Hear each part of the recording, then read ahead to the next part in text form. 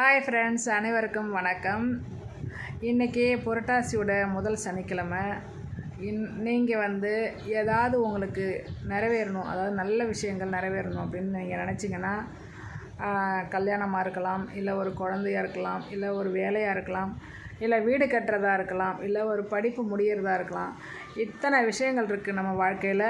எதையாவது நம்ம முடிக்கவே முடியாது. ஒரு சில விஷயங்கள் முடியவே முடியாது. அந்த விஷயங்கள் நடந்துக்கிட்டே இருக்கும், ஆனால் அதுக்கு நல்ல முடிவே கிடைக்காது. இப்போ ஒரு கல்யாணம் பண்ணிட்டாங்கன்னா ஒரு 10 வருஷம் குழந்தையே இருக்காது. அவங்களுக்கெல்லாம் அந்த மாதிரி கல்யாணம் ஆகாது இருப்பாங்க, ஆண்கள் பெண்கள் நிறைய பேர். இந்த மாதிரி நீங்கள் இருந்தீங்கன்னா, இந்த மாதிரி புரட்டாசி சனிக்கிழமை, புரட்டாசி மாதங்கிறது விஷ்ணு பகவானுக்கு உகந்த மாதம். இந்த புரட்டாசி சனிக்கிழமையில் இந்த மாதிரி சனிக்கிழமையில் விரதம் இருந்து நீங்கள் இந்த விரதத்தை இருந்தீங்கன்னா கண்டிப்பாக அடுத்த வருஷம் புரட்டாசி மாதத்துல உங்களுக்கு திருமணம் நடக்கும்.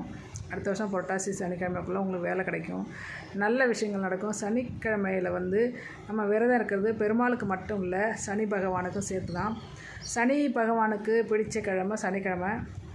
இந்த நாளில் நம்ம ஒரு அன்னம் செய்து படையலிட்டு நைவேத்தியம் பண்ணி, காகத்துக்கு தான் நம்ம சாப்பாடு வைக்கிறோம், பெருமாளுக்கு வைக்கல, காகத்துக்கு வைக்கிறோம். அப்போ காகமும் சனீஸ்வரனும் ஒன்று தான். அப்போ காகம் நீங்கள் இந்த மாதிரி சனிக்கிழமையில் விரதம் இருக்கும்போது சனீஸ்வரனுக்கு உகந்தது. அதனால் 2 விஷயமும் நீங்கள் 2 இறைவனையும் கும்பிட்றதுனால கண்டிப்பாக அடுத்த வருஷம் இந்த நாளுக்குள்ளே உங்களுக்கு நினச்சது நடக்கும். திருமணத்தை நினச்சி இந்த வருஷத்தில் நீங்கள் விரதம் இருந்தீங்கன்னா அடுத்த புரட்டாசிக்கு உங்களுக்கு கண்டிப்பாக திருமணம் நடந்திருக்கும். அதுக்கு 100% கேரண்டி நான் தரேன். ஏன்னா நான் ஒவ்வொரு விஷயத்தையும் இந்த மாதிரி ஒவ்வொரு புரட்டாசியில் தான் நிறைவேற்றிருக்கேன், எனக்கு நடந்திருக்கு. அதனால தான் நான் இவ்வளோ கஷ்டத்துலேயும், இவ்வளோ உடம்பு முடியலைனாலும் நான் இந்த பெருமாளுக்கு விரதம் இருக்கிறது மட்டும் கொஞ்சம் செஞ்சுக்கிட்டே இருக்கேன். இவ்வளோ உடம்பு சரியில்லைனாலும், இவ்வளோ வேலைகள் இருந்தாலும் இந்த நாராயணனுக்கு ஒரு அன்னத்தை படைக்கிறது நம்மளோட கடமை. நல்லது, நன்றி சொல்கிற மாதிரி, எனக்கு எல்லா விஷயத்தையும் கொடுத்த இறைவா நன்றி அப்படிங்கிறதுக்காக தான் நான் இன்னமும் இந்த விரதத்தை விடாமல் செஞ்சிட்ருக்கேன்.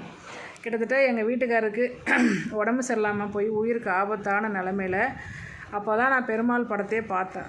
ஒரு கும்பகோணம் ஹாஸ்பிட்டலில் பார்த்தேன். அன்னைக்கு நான் முடிவெடுத்தேன், நான் சாகிற வரைக்கும் பெருமாளுக்கு நைவேத்தியம் பண்ணி என்னால் முடிஞ்சதை நான் படைச்சி காகத்துக்கு சாதம் வைப்பேன் அப்படின்னு சொல்லி வேண்டி, அன்னைக்கு என்னோடய மாங்கல்யத்தை வேண்டி போடுறான்னு சொல்லி வேண்டிக்கிட்டு அதில் நான் ஏழுமலையானை வணங்கிட்டு தான் இருக்கேன். அந்த பெருமாள் வணங்கிட்டு தான் இருக்கேன். அவர் எனக்கு நல்லா செஞ்சுட்டு தான் இருக்காரு. அதுக்கப்புறம் வாழ்க்கையில் எவ்வளோ மாற்றங்கள் வந்திருக்கு. இதுக்கெல்லாம் காரணம் நான் இல்லை, இறைவன் எம்பெருமான் ஸ்ரீமன் நாராயணன் தான். ஆனால் நல்லதே நடக்கும், நம்புங்க. வாழ்க வளமுடன்.